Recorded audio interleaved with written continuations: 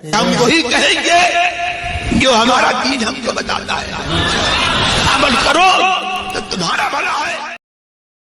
الحمدللہ رب العالمین والصلاة والسلام على سید الانبیاء والمرسلین، اما بعد فاعوذ باللہ من الشیطان الرجیم، بسم اللہ الرحمن الرحیم۔ ان اللہ وملائکتہ یصلون علی النبی یا ایہا الذین آمنوا صلوا علیہ وسلموا تسلیما۔ اللہم صل علی سیدنا وشفیعنا وحبیبنا ومولانا محمد وبارک وسلم صلاۃ وسلاما علیک یا رسول اللہ صلی اللہ تعالی علیہ وسلم۔ کل کی محفل میں نے یہ عرض کیا تھا کہ حضرت آدم علیہ السلام کی تخلیق کیسے ہوئی اور پھر جنت سے آپ کس طرح اتارے گئے۔ حضرت عبداللہ ابن عباس رضی اللہ تعالی عنہما بیان فرماتے ہیں، حضرت آدم علیہ السلام کو ہندوستان میں اتارا گیا اور حضرت حوا رضی اللہ تعالی عنہا کو جدہ میں اتارا گیا۔ حضرت آدم علیہ السلام حضرت حوا کی تلاش میں نکل پڑے اور تلاش کرتے کرتے دونوں کی ملاقات عرفات کے میدان میں ہوئی، اور حضرت ضحاک کی روایت میں یہ ہے کہ حضرت آدم علیہ السلام اور حضرت حوا رضی اللہ تعالی عنہا جدائی کے بعد ذی الحجہ کی 9 تاریخ کو عرفات کے میدان میں اکٹھا ہوئے اور دونوں نے ایک دوسرے کو پہچانا، اسی لیے اس دن کا نام رکھا گیا عرفہ، پہچاننے کے معنی میں آتا ہے، اور اس میدان کا نام رکھا گیا عرفات یعنی پہچاننے کی جگہ۔ اور حضرت آدم علیہ السلام جب زمین پر تشریف لائے تو آپ کثرت سے اللہ کی بارگاہ میں رویا کرتے تھے۔ میرے آقا صلی اللہ تعالیٰ علیہ وسلم نے ارشاد فرمایا کہ اگر حضرت داؤد علیہ السلام اور تمام اہل زمین کا رونا حضرت آدم علیہ السلام کے رونے سے موازنہ کیا جائے تو حضرت آدم علیہ السلام کی گریہ و زاری کے برابر نہیں ہو پائے گا، یعنی حضرت آدم علیہ السلام سب سے زیادہ رونے والوں میں ہیں۔ کیوں رونے والے؟ اللہ کی بارگاہ میں اپنی لغزش پر معافی طلب کرنے اور اللہ کی بارگاہ کے اندر گریہ و زاری کرنے والوں میں سے ہیں۔ حضرت آدم علیہ السلام کے ساتھ ساتھ حضرت حوا بھی رب کی بارگاہ میں بہت روئی ہیں، اور اللہ تعالیٰ نے جس طرح حضرت آدم علیہ السلام کی توبہ کو میرے آقا صلی اللہ علیہ وسلم کے صدقے میں قبول فرمایا، ایسے ہی حضرت حوا کی توبہ بھی قبول ہوئی۔ یہاں پہ ایک بات یہ معلوم ہوئی کہ جو شخص اپنے باپ حضرت آدم علیہ السلام کے نقش قدم پر چلنے والا ہوگا، وہ بھی جب کوئی گناہ کرے گا تو فوراً اللہ کی بارگاہ میں گریہ و زاری کرے گا، اپنے گناہ کی معافی مانگے گا۔ یہاں پر ایک سوال ذہن میں یہ آ سکتا ہے کہ حضرت آدم علیہ السلام کو ابلیس نے جنت سے زمین پر اتار دیا، تو کیا ابلیس اپنے پلان میں کامیاب ہو گیا؟ تو اس کا جواب امام قرطبی رحمۃ اللہ تعالیٰ علیہ یہ دیتے ہیں کہ ابلیس اپنے مقصد میں کامیاب نہیں ہوا، اس لیے کہ ابلیس کا مقصد کیا تھا؟ اس کا مقصد تھا وسوسہ ڈالنے سے کہ آپ کو جنت سے صرف نکالنا مقصد نہیں بلکہ آپ کا مرتبہ کم کرنا مقصد تھا، اور حضرت آدم علیہ السلام جب زمین پر تشریف لائے تو آپ کا مرتبہ کم نہیں ہوا بلکہ اللہ تبارک و تعالیٰ نے آپ کا مرتبہ اور بھی بڑھایا، جیسا کہ قرآن پاک میں اللہ تعالیٰ کا فرمان ہے ثم اجتباہ ربہ فتاب علیہ وہدی، پھر اس کے رب نے اسے چن لیا تو اس پر اپنی رحمت سے رجوع فرمایا اور خصوصی قرب کا راستہ دکھایا۔ تو اللہ نے تو انہیں چن لیا تو یہ مرتبہ کم نہیں ہوا بلکہ مرتبے کے اندر اضافہ ہوا۔ اور حضرت آدم علیہ السلام جو زمین پر آئے وہ ہمیشہ کے لیے نہیں آئے ہیں، وہ کچھ دنوں کے لیے آئے ہیں، اور ابلیس جو مردود ہوا ہے نا وہ ہمیشہ کے لیے مردود ہو گیا ہے۔ اب حضرت آدم علیہ السلام پھر اپنی اولاد کے ساتھ دوبارہ جنت کے اندر تشریف لے جائیں گے۔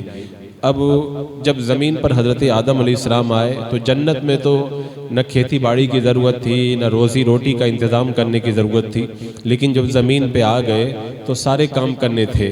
تو ایک روایت میں ہے، یہ حضرت ابو موسیٰ سے روایت ہے کہ جب اللہ تعالیٰ نے حضرت آدم علیہ السلام کو جنت سے زمین پر اتارا تو انہیں جنت کے پھل دیے، اور ہر چیز کی کاریگری سکھائی۔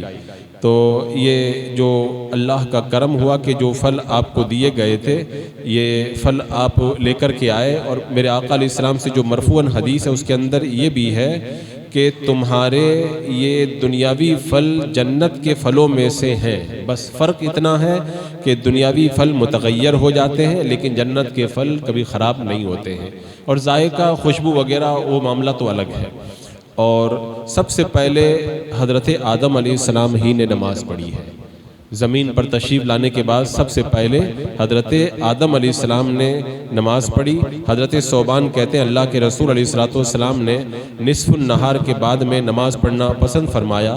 حضرت عائشہ رضی اللہ تعالی عنہا نے عرض کیا کہ میں آپ کو دیکھتی ہوں کہ اس وقت آپ نماز پڑھنا پسند کرتے ہیں، کیا وجہ ہے؟ تو اللہ کے رسول علیہ السلام نے ارشاد فرمایا اس گھڑی میں آسمان کے دروازے کھول دیے جاتے ہیں اور اللہ تعالی اپنی مخلوق کی طرف نظر رحمت فرماتا ہے۔ یہ وہی نماز ہے جسے حضرت آدم علیہ السلام، حضرت نوح، حضرت ابراہیم، حضرت موسیٰ، حضرت عیسیٰ علیہ السلام نے پابندی کے ساتھ میں ادا فرمائی ہے۔ تو اس سے پتہ چلا کہ حضرت آدم علیہ السلام نماز پڑھتے تھے اور سب سے پہلے آپ ہی نے نماز پڑھی ہے۔ اب رہ گیا یہ سوال، کیا حضرت آدم علیہ السلام کے زمانے میں خانہ کعبہ تھا؟ آپ نے خانہ کعبہ کا طواف کیا یا خانہ کعبہ کا آپ نے حج کیا؟ حضرت عمر رضی اللہ تعالیٰ عنہ نے بیان فرمایا کہ حضرت کعب نے بتایا کہ مجھے حضرت کعب سے انہوں نے کہا کہ مجھے خانہ کعبہ کے بارے میں بتاؤ، اس کا کیا معاملہ ہے؟ حضرت عمر نے پوچھا تو حضرت کعب نے کہا کہ اللہ تعالیٰ نے حضرت آدم علیہ السلام کے ساتھ میں اس گھر کو آسمان سے اتارا، یہ کھوکھلے یاقوت سے بنا ہوا تھا۔ حضرت آدم علیہ السلام نے فرمایا کہ بے شک یہ میرا گھر ہے، تو تم حضرت آدم علیہ السلام سے رب نے فرمایا کہ بے شک یہ میرا گھر ہے، تم اس کے گرد طواف کرو اور اس کے پاس اس طرح نماز پڑھو جس طرح فرشتے عرش کے گرد طواف کرتے تھے اور نماز پڑھتے تھے۔ اب اس بیت کے ساتھ فرشتے بھی اترے اور انہوں نے بھی اس پتھر سے ان کی بنیادوں کو بلند کیا اور پھر ان بنیادوں پر خانہ کعبہ کو رکھ دیا گیا۔ جب اللہ تعالیٰ نے حضرت نوح علیہ السلام کی قوم کو غرق کیا تب خانہ کعبہ کو اٹھا لیا گیا اور اس کی بنیادوں کو باقی رہنے دیا گیا۔ تو اس سے پتہ چلا کہ حضرت آدم علیہ السلام خانہ کعبہ کا طواف بھی کرتے تھے۔ اب رہ گیا حج، تو حضرت انس رضی اللہ تعالیٰ عنہ بیان کرتے ہیں کہ حضرت آدم علیہ السلام کے زمانے میں خانہ کعبہ کی جگہ ایک بالشت یا اس سے زیادہ تھی۔ فرشتے حضرت آدم علیہ السلام سے پہلے اس کا حج کیا کرتے تھے، پھر جب حضرت آدم علیہ السلام نے حج کیا تو فرشتوں نے ان کا استقبال کیا اور کہا کہ اے آدم آپ کہاں سے تشریف لا رہے ہیں؟ انہوں نے کہا کہ میں بیت اللہ کا حج کیا میں نے۔ تو فرشتوں نے عرض کیا بے شک آپ سے پہلے فرشتوں نے اس کا حج کیا ہے۔ تو یہ خانہ کعبہ کا حج کرنا یہ بھی آپ کی حیات طیبہ کے اندر پیش آیا۔ حضرت وہب کہتے ہیں جب اللہ تعالیٰ نے حضرت آدم علیہ السلام کی توبہ قبول فرمائی اور انہیں خانہ کعبہ مکہ شریف کے سفر کا حکم دیا تو زمین کو ان کے لیے لپیٹ دیا۔ حضرت آدم علیہ السلام مکہ شریف پہنچے، مکہ میں ابتح میں فرشتوں کی آپ سے ملاقات ہو گئی۔ انہوں نے آپ کا استقبال کیا اور کہا کہ اے آدم ہم آپ کے حج کی نیکی کا انتظار کر رہے ہیں، جبکہ ہم نے آپ سے 2000 سال پہلے خانہ کعبہ کا حج کر لیا ہے۔ اب جب حج کا موقع آیا اللہ تبارک و تعالیٰ نے حضرت جبریل علیہ السلام کو حکم دیا تو انہوں نے آپ کو حج کے تمام ارکان سکھا دیے۔ پھر آپ کے ساتھ میں وہ چلے یہاں تک کہ عرفات، مزدلفہ، منی، جمرات کے اندر آپ نے قیام کیا اور آپ نے جو ہے وہ حج ادا فرمایا۔ حضرت عبداللہ ابن عباس رضی اللہ تعالیٰ عنہ کہتے ہیں حضرت آدم علیہ السلام نے ہندوستان سے پیدل چل کر کے 40 مرتبہ حج کیا ہے۔ 40 مرتبہ ہندوستان سے آپ نے پیدل حج فرمایا ہے۔ اور یہاں پر ایک بڑا اہم واقعہ پیش آیا جو آج بھی تاریخ انسانی کے اندر محفوظ ہے، اور آج کی تراویح کے اندر یہ واقعہ بھی قرآن مقدس کے اندر آپ لوگ سنیں گے۔ یہ واقعہ اپنے اندر بڑی اہمیت رکھتا ہے۔ میں نے بتایا تھا اس سے پہلے کہ جب ابلیس مردود ہو گیا تو حضرت آدم علیہ السلام اور آپ کی اولاد کا وہ دشمن بن گیا۔ اب ظاہر سی بات ہے دشمن کا کام کیا ہے؟ دشمنی نکالنا۔ اب اس نے دشمنی نکالنے کے لیے کیا کیا ابلیس یہ حضرت آدم علیہ السلام سے بہت پہلے پیدا ہو چکا تھا، اور اس کی پیدائش آگ سے ہوئی تھی، ایسی آگ سے جس کے اندر دھواں نہیں تھا۔ اللہ تعالیٰ خود ارشاد فرماتا ہے وَالْجَانَّ خَلَقْنَاهُ مِن قَبْلُ مِن نَارِ السَّمُومِ، ہم نے اس سے پہلے جن کو بغیر دھویں والی آگ سے پیدا کیا۔ اور حضرت قتادہ کہتے ہیں یہاں پر اس آیت کریمہ میں جان سے مراد ہے ابلیس، اور یہ ابلیس اس کا نام شاید بعد میں ہوا ہے، پہلے اس کا نام تھا عزازیل، اور عربی زبان میں اس کا نام تھا حارث۔ اس نے اللہ کے حکم کا انکار کیا تو اس کا نام ہو گیا ابلیس۔ ابلیس کا مطلب ہوتا ہے بھلائی سے دور، رحمت الہی سے نا امید ہونا۔ اب یہ بھلائی سے بھی دور ہو گیا، رحمت سے بھی دور ہو گیا۔ اس کا ایک نام شیطان بھی ہے، اور سب سے زیادہ مشہور نام تو شیطان ہی ہے۔ شیطان کا معنی ہوتا ہے حق سے دور ہونے والا، ہلاک ہونے والا اور جل جانے والا۔ تو شیطان کا نام ہی بتا رہا ہے کہ اس کا کیا معاملہ ہے۔ حضرت کعب آبار کہتے ہیں ابلیس لعین نے 40,000 سال تک جنت کا یہ خزانچی رہا، اور 80,000 سال تک فرشتوں کے ساتھ رہا، اور 20,000 سال تک اس نے فرشتوں کے سامنے تقریر کی ہے، اور 30,000 سال تک یہ کروبین فرشتوں اور 1,000 سال تک روحانین فرشتوں کا سردار بن کر کے رہا ہے، اور 14,000 سال تک عرش کے گرد طواف کرتا رہا ہے۔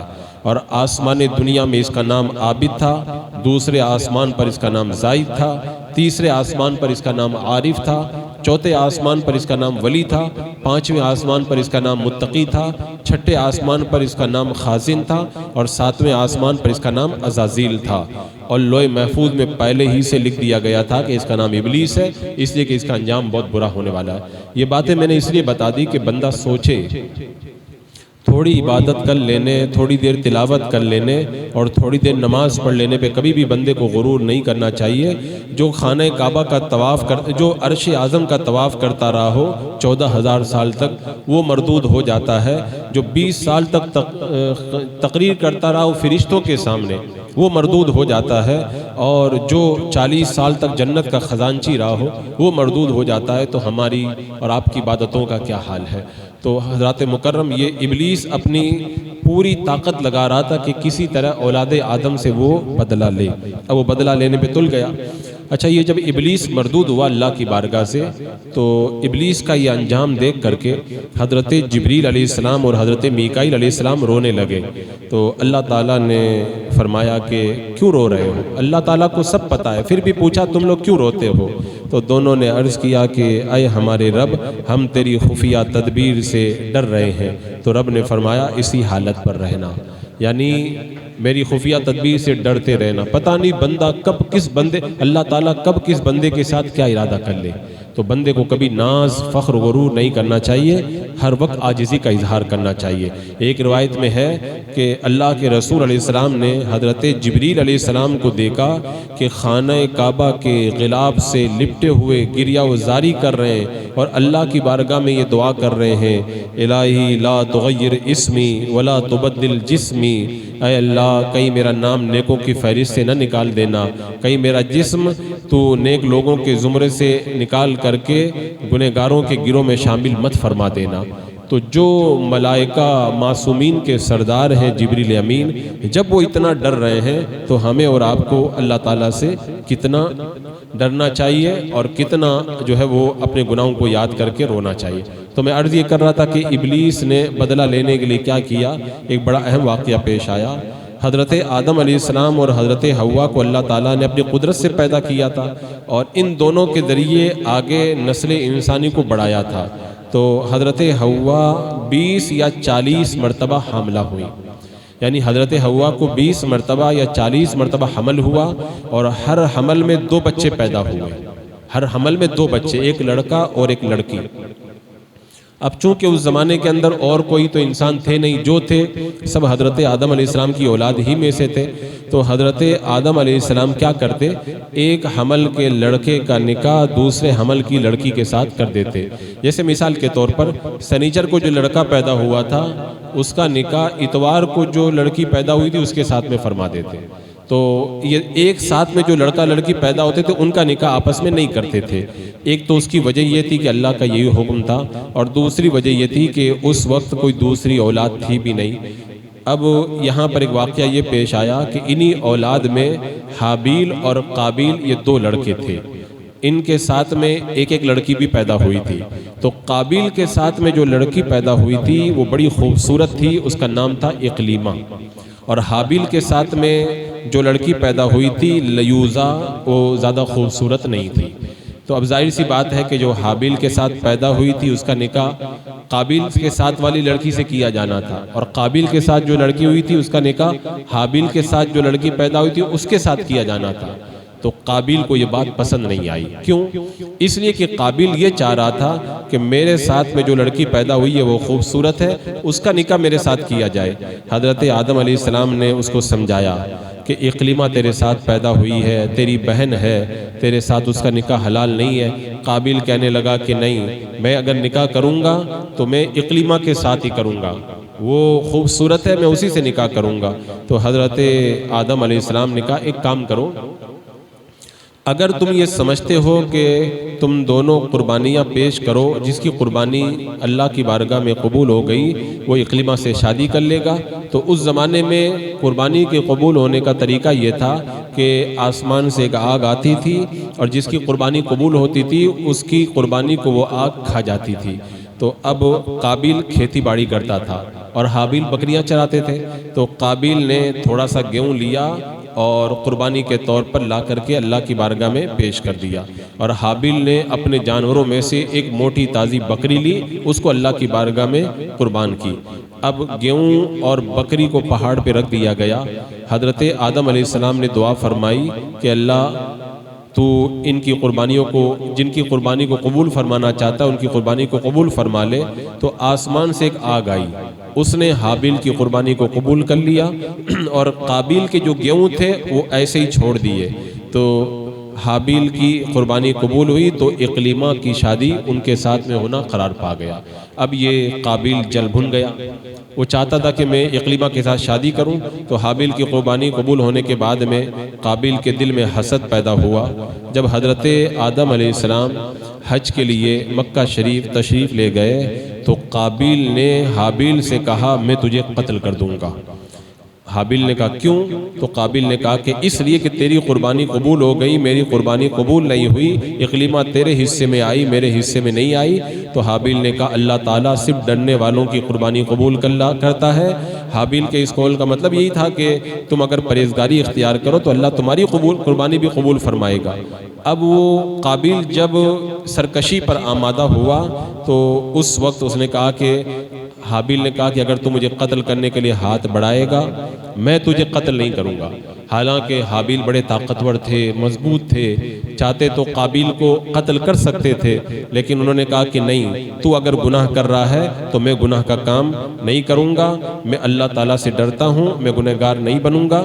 اس کا ذکر اللہ تعالیٰ نے قرآن پاک میں فرمایا۔ اللہ تعالیٰ ارشاد فرماتا ہے وَاتْلُ عَلَيْهِمْ نَبَأَ ابْنَيْ آدَمَ بِالْحَقِّ، اے محبوب انہیں آدم کے دو بیٹوں کی سچی خبر سناؤ۔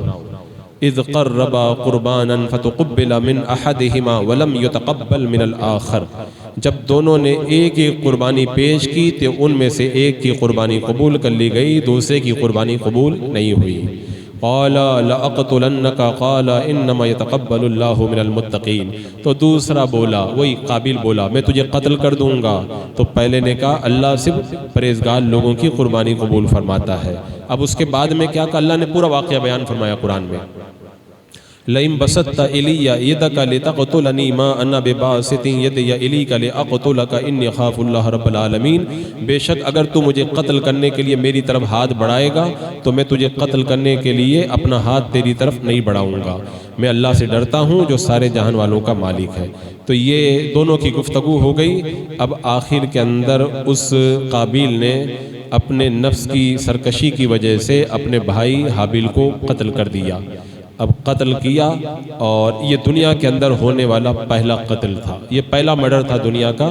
حابیل کو قتل کرنے کے بعد میں قابیل پریشان ہو گیا کہ میں نے قتل تو کر دیا، اب کیا کروں، یہ لاش میں کہاں پہ چھپاؤں، کیونکہ اس سے پہلے ابھی کوئی انسان مرا ہی نہیں تھا، تو کسی کو پتہ ہی نہیں تھا کہ لاش کو کیا کرتے ہیں مرنے کے بعد۔ اب اپنے کندھے پر لاش کو لاد لیا، گھومتا رہا کہ کہاں چھپاؤں۔ اللہ تعالیٰ نے انسانوں کو دفن کرنے کا طریقہ سکھانے کے لیے کوا بھیج دیا۔ اس کا ذکر بھی اللہ نے اسی رکوع کے اندر فرمایا، جیسا کہ اللہ تعالیٰ ارشاد فرماتا ہے فَبَعَثَ اللَّهُ غُرَابًا يَبْعَثُ فِي الْأَرْضِ لِيُرِيَهُ كَيْفَ يُوَارِي سَوْءَةَ أَخِيهِ، پھر اللہ نے ایک کوا بھیجا جو زمین کو کھرید رہا تھا تاکہ وہ اسے دکھا دے کہ وہ اپنے بھائی کی لاش کیسے چھپائے۔ اب وہ کوا آیا اور کوا نے آ کر کے دو کوے آپس کے اندر لڑے، ایک کوے نے دوسرے کوے کو مار دیا، تو زندہ کوے نے اپنی چونچ سے پنجوں سے زمین کو کھریدا، گڑھا کھودا اور مرے ہوئے کوے کو اس میں ڈالا، اوپر سے مٹی ڈال کر کے بند کر دیا۔ کوے کو دیکھ کر قابیل کو بڑی شرم آئی، اس نے کہا کہ میرے اندر کوے کے برابر بھی عقل نہیں ہے کہ اپنے بھائی کی لاش کو میں کیسے چھپاؤں۔ اس نے بھی زمین کھودا اور کھود کر کے اپنے بھائی حابیل کی لاش کو اس کے اندر دفن کر دیا۔ اب اس نے قتل تو کر دیا تھا یہ سوچ کر کہ اقلیمہ مجھے مل جائے گی، لیکن آپ جانتے ہیں کہ مجرم جب جرم کرتا ہے تو وہ یہ سمجھتا ہے کہ میں کامیاب ہوں، لیکن جرم کرنے کے بعد اس کو پتہ چلتا ہے میں اپنی دنیا بھی تباہ کر بیٹھا اور اپنی آخرت بھی برباد کر بیٹھا۔ اپنے بھائی کو قتل کرنے کے بعد میں اللہ تبارک و تعالیٰ نے اس کا ایک پاؤں پنڈلی سمیت اس کے ساتھ میں ملا دیا، اور وہ قیامت تک ایسے ہی ملا رہے گا، اور اس کا چہرہ سوج کر جو اس کا چہرہ تھا وہ اس طرح اللہ تبارک و تعالیٰ نے بنا دیا کہ اس کی عقل زائل ہو گئی، دل میں سمجھنے کی صلاحیت ختم ہو گئی اور عجیب کیفیت بن گئی، اور اسی حالت کے اندر وہ مر گیا۔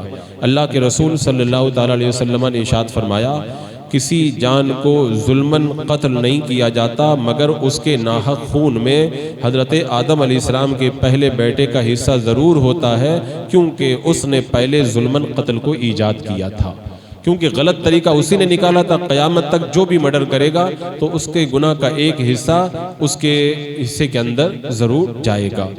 اب یہ واقعہ پیش آ گیا۔ اب اس کے قتل کے کچھ عرصہ کے بعد حضرت حوا کے یہاں حضرت شیس علیہ السلام پیدا ہوئے۔ میں نے ابھی بتایا تھا کہ جو بچے پیدا ہوتے تھے لڑکا اور لڑکی دو جڑوا لڑکے پیدا ہوتے تھے، لیکن جب حضرت شیس علیہ السلام پیدا ہوئے تو اکیلے پیدا ہوئے۔ تو اس کی وجہ علماء نے یہ بیان فرمائی کہ حضرت شیس علیہ السلام میرے آقا صلی اللہ علیہ وسلم کے جد امجد ہیں، آپ کے دادا ہیں، تو اللہ تعالیٰ نے یہ گوارا نہیں کیا کہ میرے محبوب کے نور کے اندر کوئی دوسرا بھی شامل ہو، اس لیے اللہ تعالیٰ نے حضرت حوا سے حضرت شیس علیہ السلام کو تنہا پیدا فرمایا۔ اب حضرت آدم علیہ السلام کے جب انتقال کا وقت آیا تو انہوں نے اپنے بیٹے حضرت شیس علیہ السلام کو بلایا اور وصیت کی اور کہا کہ اے میرے بیٹے، اس نور کو خوب پاک عورتوں کے اندر رکھنا۔ یہ وصیت حضرت آدم علیہ السلام کی اولاد میں جاری رہی، جو بھی اس نور کو پاتا تھا بعد والے آنے والوں کو اس بات کی وصیت کرتا تھا۔ حضرت ابی بن کعب کہتے ہیں جب حضرت آدم علیہ السلام کی وفات کا وقت قریب آیا، اپنے بیٹوں کو بلایا، کہا میرے بیٹوں، میرا دل چاہتا ہے کہ میں جنت کا پھل کھاؤں۔ تو آپ کے بیٹے جنت کا پھل تلاش کرنے کے لیے نکل پڑے۔ جب باہر نکلے تو دیکھا کہ سامنے سے فرشتے آ رہے ہیں، تو جن کے پاس میں حضرت آدم علیہ السلام کا کفن بھی ہے اور خوشبو بھی ہے، ان کے پاس میں کلاڑے پھاوڑے بھی ہیں، ٹوکریاں بھی ہیں۔ فرشتوں نے پوچھا کہ اے آدم کے بیٹوں، کہاں جا رہے ہو اور کیا تلاش کر رہے ہو؟ تو انہوں نے کہا کہ ہمارے والد محترم بیمار ہیں، تو انہیں جنتی پھل چاہیے، ہم جنتی پھل کی تلاش میں نکلے ہیں۔ فرشتوں نے کہا جاؤ، واپس جاؤ، تمہارے والد کی عمر پوری ہو چکی ہے۔ پھر فرشتے حضرت آدم علیہ السلام کے پاس میں آئے۔ جب حضرت حوا نے فرشتوں کو دیکھا تو پہچان گئی، وہ پہچان گئی کہ یہ میرے شوہر حضرت آدم علیہ السلام کی روح قبض کرنے آئے ہیں، تو وہ حضرت آدم علیہ السلام سے لپٹ گئی۔ حضرت آدم نے کہا کہ اے حوا، مجھ سے الگ ہو جاؤ، پہلے بھی تمہارے ذریعے مجھے مصیبت پہنچی تھی، میرے اور فرشتوں کے درمیان راستہ خالی کر دو۔ فرشتوں نے حضرت آدم علیہ السلام کی روح کو قبض کیا، انہیں غسل دیا، کفن پہنایا، خوشبو لگائی، آپ کی قبر تیار کی، لحد تیار ہو گئی، تو حضرت آدم علیہ السلام کے جنازے کی نماز پڑھی، قبر میں آپ کو داخل کیا، اینٹیں لگائی، قبر سے باہر آ گئے، اوپر سے مٹی ڈال دی اور پھر فرمایا اے آدم کی اولاد، تمہارے لیے تجہیز و تکفین کا یہی طریقہ ہے۔ یعنی آج کے بعد کسی کا بھی انتقال ہوگا تو تمہیں بھی یہی سب کچھ کرنا ہے۔ آج ہم اپنے کسی شخص کے انتقال کے بعد میں جو تجزیہ و تکفین کا جو معاملہ کرتے ہیں، یہ طریقہ حضرت آدم علیہ السلام کے زمانے سے چلا آ رہا ہے، یہ کوئی نیا طریقہ نہیں ہے۔ حضرت آدم علیہ السلام کا جب انتقال ہوا تو آپ کے جانشین اور آپ کے خلیفہ حضرت شیس علیہ السلام ہوئے۔ اللہ تبارک و تعالیٰ نے آپ کے بیٹے حضرت شیس علیہ السلام کو نبوت سے سرفراز فرمایا اور آپ پر 50 صحیفے نازل ہوئے۔ عربی زبان میں آپ کو شیس کہتے ہیں اور عبرانی زبان میں شیس کہتے ہیں۔ شیس کا معنی ہوتا ہے اللہ کا تحفہ، یہ اللہ کا تحفہ آپ کا نام رکھا گیا۔ حضرت آدم علیہ السلام اور حضرت حوا نے آپ کا نام شیس اس لیے رکھا کہ حابیل کو جب قتل کر دیا گیا تو اللہ تعالیٰ نے آپ کو یہ بیٹا عطا کیا، تو آپ نے اس کو تحفہ سمجھا کہ میرا ایک بیٹا جو ہے وہ قتل کر دیا گیا تو اللہ نے یہ تحفہ مجھے عطا فرمایا، اس لیے ان کا نام رکھا گیا شیس۔ حضرت شیس علیہ السلام یہ اولاد آدم میں بلا واسطہ حضرت آدم علیہ السلام کی اولاد میں سے بڑے عزت والے، حضرت آدم علیہ السلام کے بڑے مشابہ تھے اور یہ حضرت آدم علیہ السلام کو بہت پیارے بھی تھے اور یہ آپ کے وصی بھی تھے، ولی عہد بھی تھے۔ حضرت آدم علیہ السلام کے وصال کے بعد میں خلافت کی ذمہ داری آپ ہی کو ملی، آپ نبوت سے رسالت سے سرفراز ہوئے۔ حدیث پاک میں ہے اللہ کے رسول صلی اللہ تعالیٰ علیہ وسلم نے ارشاد فرمایا، اللہ تبارک و تعالیٰ نے حضرت شیس علیہ السلام پر 50 صحیفے نازل کیے۔ ایک روایت کے مطابق جب حضرت شیس علیہ السلام کی عمر 105 سال کی ہو گئی تو آپ کے یہاں انوش نامی ایک لڑکا پیدا ہوا اور انوش کی ولادت کے بعد میں حضرت شیس علیہ السلام 807 سال تک زندہ رہے۔ اس مدت کے دوران آپ کی اور بھی اولاد ہوئی۔ آپ اسے اندازہ لگائیں، پہلے لوگوں کی عمریں 1000 سال، 500 سال، 1500 سال ہوتی تھی۔ میں نے اس سے پہلے بتایا تھا کہ عمالقہ کے اندر 500 سال گزر جاتے تھے، کسی کے انتقال کا ٹائم بھی نہیں آتا تھا، یعنی لوگ بھول جاتے تھے کہ موت کس کو کہتے ہیں۔ 500 سال کے بعد میں کوئی اعلان ہوتا تھا کہ آج فلاں کے گھر کے اندر کسی کا انتقال ہو گیا، تب لوگوں کو یاد آتا تھا کہ مرنا بھی ہے، ورنہ لوگ موت کو بھول ہی جاتے تھے۔ بڑی لمبی لمبی عمریں ہوتی تھی۔ اب آج کل تو نہ عمر لمبی ہے اور نہ وقت میں برکت ہے۔ ایک تو ویسے 50-60 سال کی عمر ہے اور اس کے اندر بھی وقت میں اتنی بے برکتی ہے کہ صبح ہوتی ہے، شام ہوتی ہے، عمر یوں ہی تمام ہوتی ہے۔